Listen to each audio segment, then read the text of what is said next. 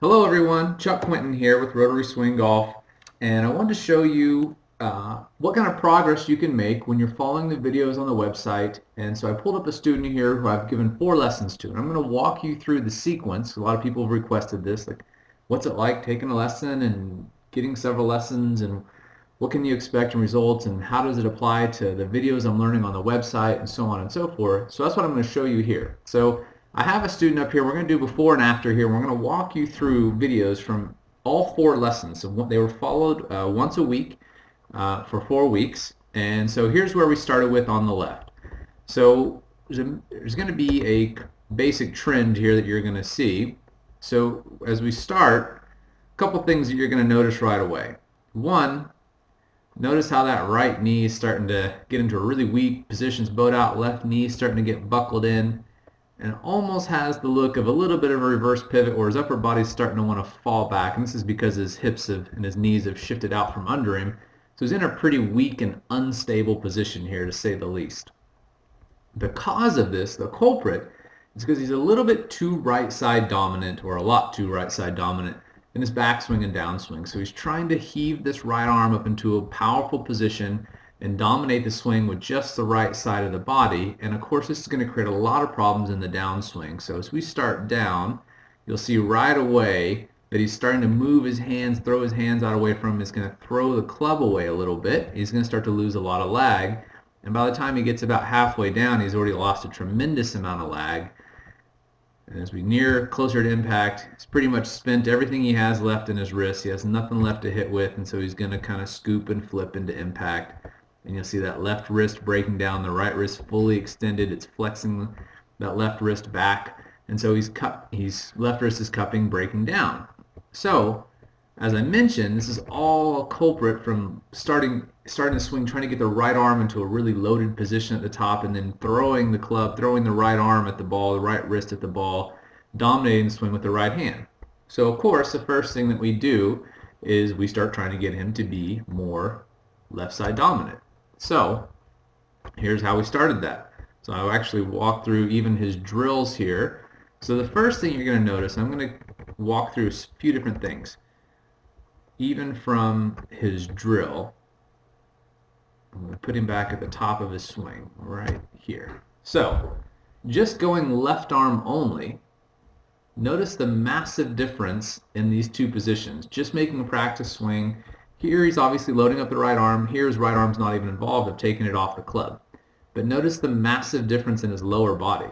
This should tell you something. When you're very right side dominant, you're trying to load that right side too much, trying to get all your power out of it, because again, as I've talked about in many videos on the site and on YouTube, how we all tend to be right side dominant. Most golfers are. And so we do everything in our normal daily lives with our right side and our right hand. In the golf swing, it's no different, of course.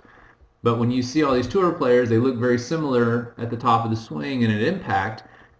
The reason is they know the secret that you don't, is that the golf swing's primarily lead arm, or left arm for right-handers, lead arm dominant. And so you can see all of a sudden, by just getting him to just focus on swinging the club back with his lead arm, he still makes a nice big full shoulder turn, in fact a bigger one, because he's got more weight on the right side. It's easier to make a full shoulder turn. His left knee's not buckled in and his right knee's not bowed out. All of a sudden, all these great things happen. It's amazing what you can do when you just understand very simple mechanics of the swing. So now as we start down, notice halfway down, so we'll get his left arm parallel to the ground here. Roughly parallel. It's a little bit off there. Frames aren't quite exact here. But you're going to see a big difference.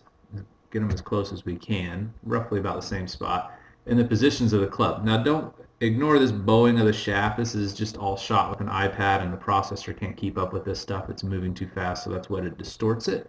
So don't worry about that. The shaft's not actually meant like that. If you see that on your videos at home, don't worry about it.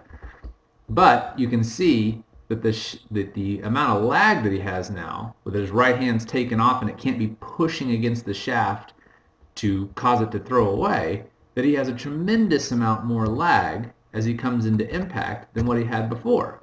Massive difference. In fact, at this point, I'd say actually he's bordering on having a little bit too much. He'd have to really work hard to release that club in time at the last second there.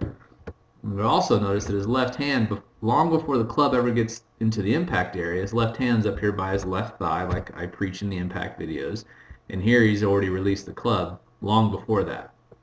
So just by making one simple change, by taking the right arm out of it, getting him to swing left arm only, just having him go back and forth, not even giving him a lot of mechanical instruction. I'm just having him start to learn to train the left arm like I do in the left arm downswing drill on the website.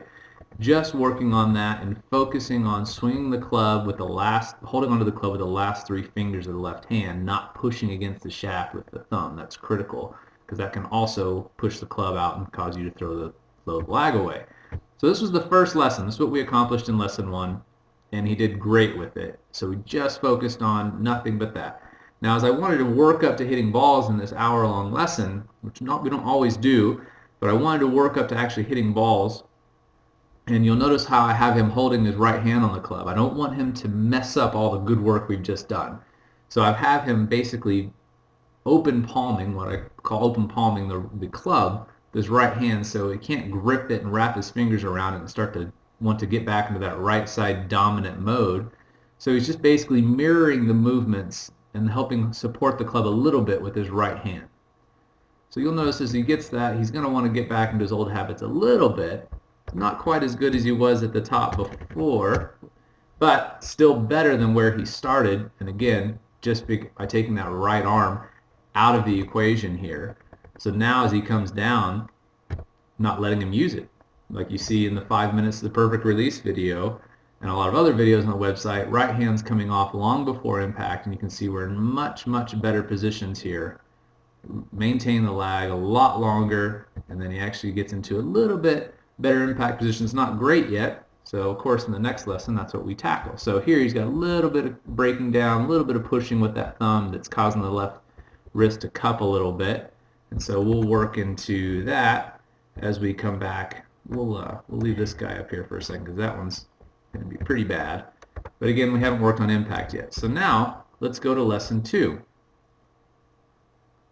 So now in lesson 2, we're reinforcing what we did before.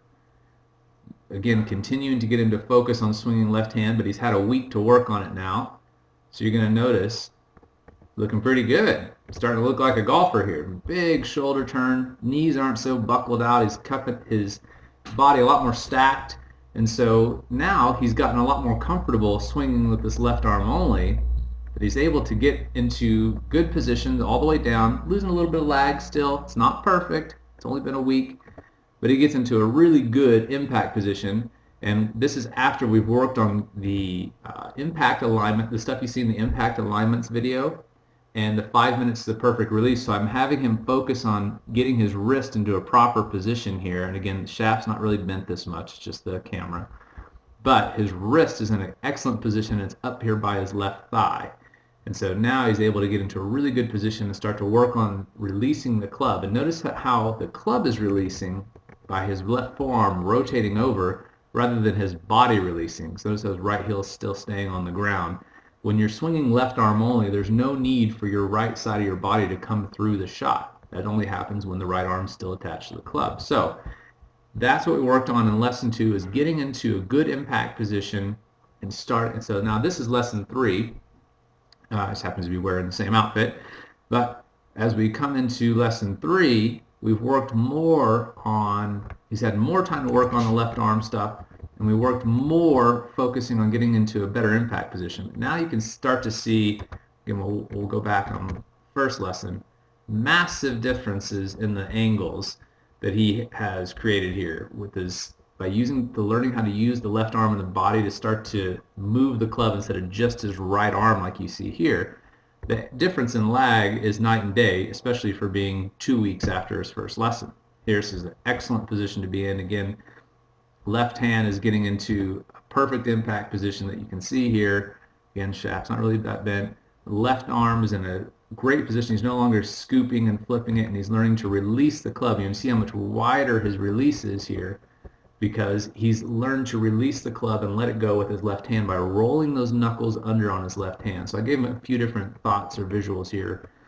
Sometimes I'll have people feel like they're backhanding me here, so I'll put my hand right here and have him try and kind of hit me with the back of his left hand, with the wrist of his left hand, and then I'll talk about pointing that logo down at the ground if he's kind of scooping it and flipping it, or talk about rolling these knuckles, your last three knuckles on your left hand, rolling them under so that the club rotates over and the toe rotates over. So there's a beautiful impact and release position here. Again, big difference. So now keep working on those moves. So the last lesson, so this is lesson 4 weeks into it.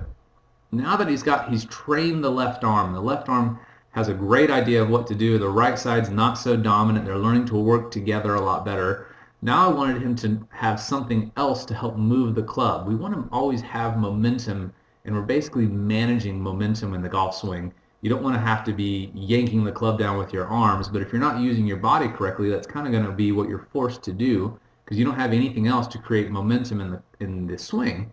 So what I had him do here is that RST step drill. And so basically I'm having him start to create some momentum with the big muscles, with his body, with his mass. So as he steps to the right, it's helping move the club and get some mass and momentum moving to the right. And then as he steps back to the left, now you'll notice one of the things that you see all the time, the tour players and all amateurs always wonder how they do it. Notice that his weight is beginning to move. He's taking a step back with his left side, but the club is still traveling back. So his lower body is transitioning into the downswing mode, but the club is still clearly traveling in the backswing mode. And now as he pushes that left heel on the ground and stabilizes his pelvis, pushes the left foot in, he starts to get where he can have a really stable impact position and a great impact position with his left arm, right heel still down, rolling to the inside, club's releasing properly, everything's looking great here, and he's learning again to use that RST tempo drill to add momentum to the swing so he doesn't have to just try and muscle the club. And so now all of these things are starting to kind of come together, making a much more powerful athletic move. You can see at the top that he is much more, get it over there, obviously getting much more loaded on the right compared to where he was. If we look back earlier, you can see how that right knee is buckled out. Now he's got his weight over it, and this kind of falling back to the target position doesn't make any sense. So he's set up where he's got a little bit of axis tilt. He's more behind the ball, and then as he makes a good assertive move into it, he's got to use some power from his lower body, from his glutes, from his quads, from his hamstrings, that he can use the ground for leverage. He's got tremendous lag at this point. Again, massive difference from where we were just 3 weeks ago. It's a massive, massive difference in the angle of the shaft.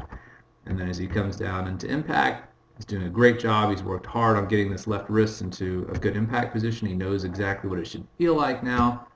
Beautiful impact position there, perfect. This is just about textbook for this drill. It's perfect.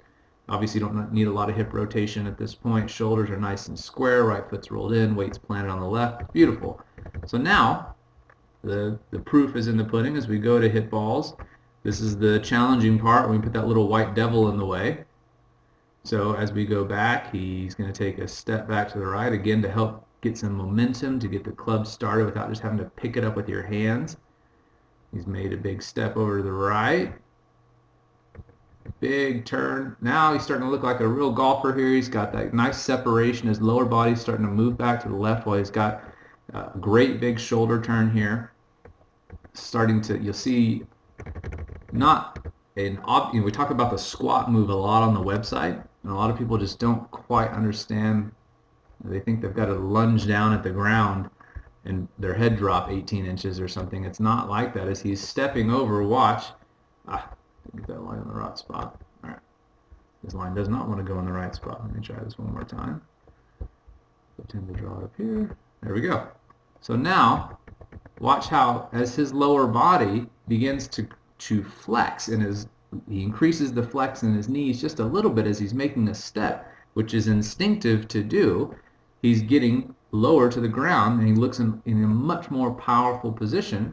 Because his legs, if they're fully extended, they can't do anything else. If your legs are straight, your hips are straight, your knees are locked out, you can't do anything with your legs to create any power. So that's why you look like you have this head drop. Again, tons of lag, posted up, impact position's fantastic, left wrist is perfect here, right ankle's rolled in, left leg's posted up, and he's going to release the club really well. You'll see nice good release of the toe of the club here. Notice how his hips aren't spinning around like they used to. We can flip back through that, get the club in the same spot there roughly. Notice how high his right heel is on the ground, and he's turned his hips a lot more. Now his hips are much more under control, which is critical for stability and safety and being able to control the flight of the ball, and he gets around to a finish. So in 4 weeks, if you work through left arm downswing drill, 5 minutes to the perfect release, that VJ release drill, you saw that in there a couple of times where I'm having him release the club with the right hand, literally, or let go of it. There's a reason it's called the release, right? Release means to let go. And that RST tempo drill that you saw used here at the end, you too can make these tremendous changes in your swing in no time at all and start hitting the ball further with less effort, and start doing it today.